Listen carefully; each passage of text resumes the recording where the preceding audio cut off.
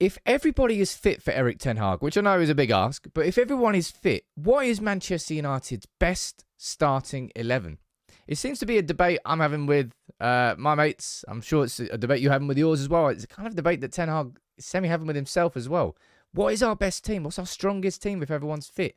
I want you to let me know in the comments on this one. What I'm going to do is run through the full squad, each player, take a look at the tactics board, and build what I think is Man United's strongest 11 from the entire squad. I think it's going to be an interesting one. I'm going to talk about formations, tactics, etc., etc. You can let me know what you think in the comments below. But the international break, look, this season so far, it's not gone to plan. We've not had the available team, but if everybody was available, what is Ten Hag aiming for? That's what I want to speak about. You can let me know what you think in the comments and drop a like on the video.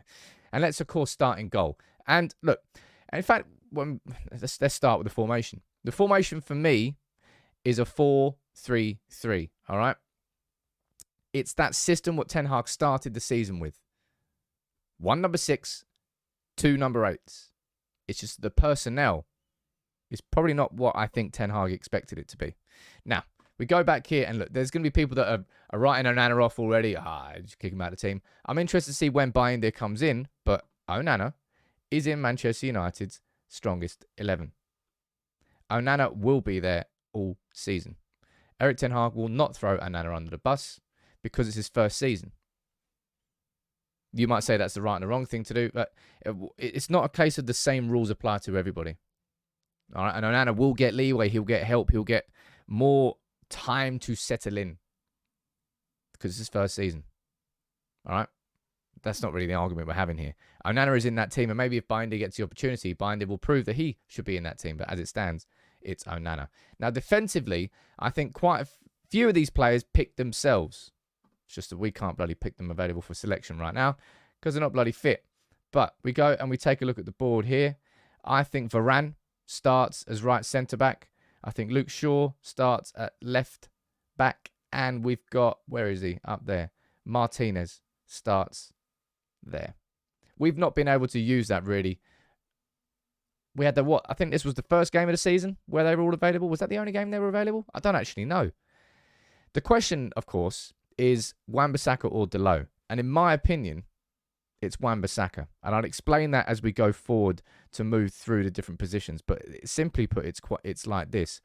Manchester United, I think what we need to start doing under Erik Ten Hag, and what we will hopefully be doing, is you see here, you see this space between the... Let me pull this up here. No, I haven't got that one. The space between the two centre-backs. That needs to be wider, right? You need to see them doing this. And what you'll see then is Amrabat. Amrabat is going to be the changer in this team, which, look, he's only played in that position once so far for Manchester United. Started there once in central midfield. Now, we haven't had the defence to match that, but by doing this, you get that first phase midfielder, you get the centre-backs who are split, you get the full-backs who go high up the pitch. And the reason I'm choosing Wan-Bissaka, I'll show you a little bit later as the formation progresses and goes forward. But we need Wan-Bissaka from a defensive standpoint because Luke Shaw will be the more aggressive of the other fullbacks. That's why I want Wan-Bissaka in this team. We scroll down here. Look, Diogo Dalot is a good defender, but I just think the overall game of Wan-Bissaka, it's more suited to what United need out of possession when we're going forward. That's what I think. And in midfield, I think is where the questions really start to get asked, all right? You can play Mason Mount there. Bruno Fernandes, Christian Eriksen, Casemiro. I mean, Mainu, you're not really going to start him. Cannibal, you could start as well. This is who I would start in midfield if everybody was fit and everybody was available, okay?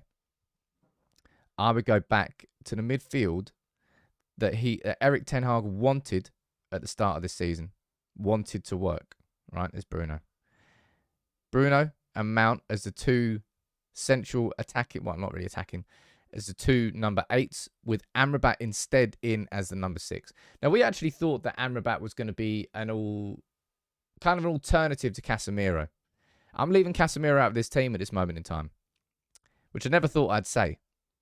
But unfortunately, this system here, which I think Ten Hag will revert back to and go towards, it doesn't suit Casemiro.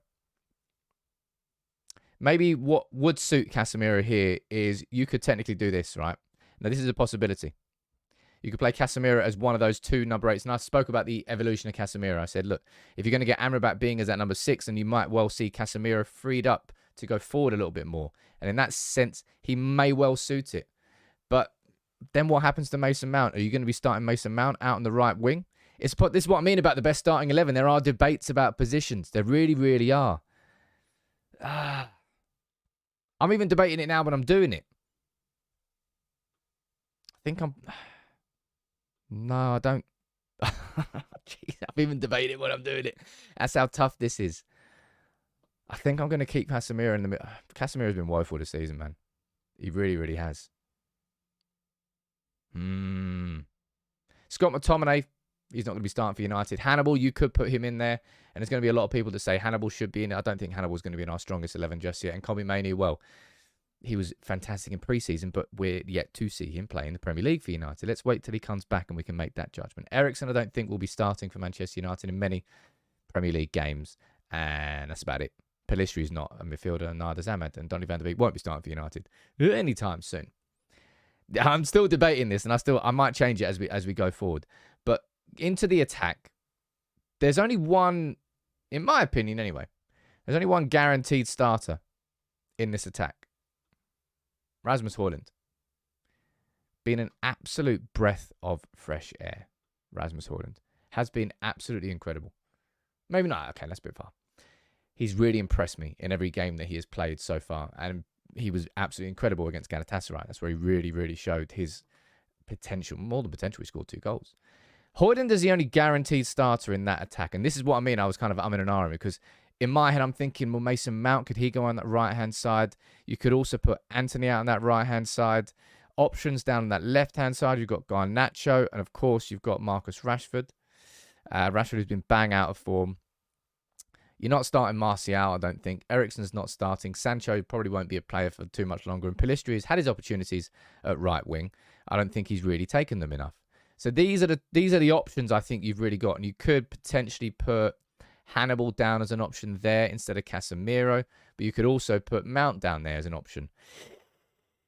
This is what I mean. It is difficult to choose Manchester United's best 11 so far because there's certain positions and players that just haven't stood out. There's not an obvious choice.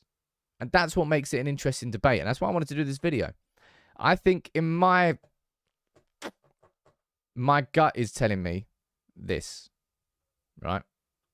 Casemiro on the bench. Mason Mount central with Bruno. Anthony on the right-hand side. And look, I know I'm putting Garnacho down there. And I know I'm on form. I shouldn't be doing that. But I suppose this is hey, look, I can't undermine myself there. I'm saying, if I'm choosing this on just the players themselves rather than their form, then Casemiro has to be in this team ahead of Mason Mount. Rashford, man, I hope you figure out what's going on and you change it. It feels like that's right, but I don't quite know. And the reason that I was choosing Wan-Bissaka, by the way, is because what I want to see from United going forward is that Luke Shaw to come back. Amrabat would then drop in. Martinez would split. Varane would split, and then Amrabat would drop in. They become the 3, and then Wan-Bissaka can be the extra body in the defensive transitions, which Man United have just been simply too exposed in, and Casemiro has been massively, massively exposed in. I don't know how long we're going to have to wait until we see this, even as a potential of having Shaw and Wan-Bissaka as our 2 fullbacks. But what do you think about that overall? I think I've just disagreed with myself about 6 times doing this video. It just goes to show how hard it is to choose this best 11 right now. I've not got Casemiro in there. I never thought I'd say that. Amrabat, I think, has the capability to play that role on his own. And with Wan-Bissaka behind him, that would be support on the defensive transitions. Hence why I'm choosing him over Delo. Martinez and Shaw, I think, are the 2 biggest injuries that have hurt us this season. Both in defensive shape, defensive aggression, and also in build-up phases. And just down that left-hand side with Marcus Rashford, then not having an overlapping left-back. It's made it easy to double up on him. I'm surprised I'm doing that as my starting 11. Anthony, what's he done this season? Mason Mount, central. Casemiro on the bench. I'm even confused as to whether that is correct or not. But that's why I did this video, because I really want to know where you stand on it. I think the conclusion to my video is I don't actually know what our best team is. I'm not sure whether Erik Ten Hag does. But that's what I've gone for. I want you to let me know yours in the comments. But I think this one might be a debate. I'll tell you that.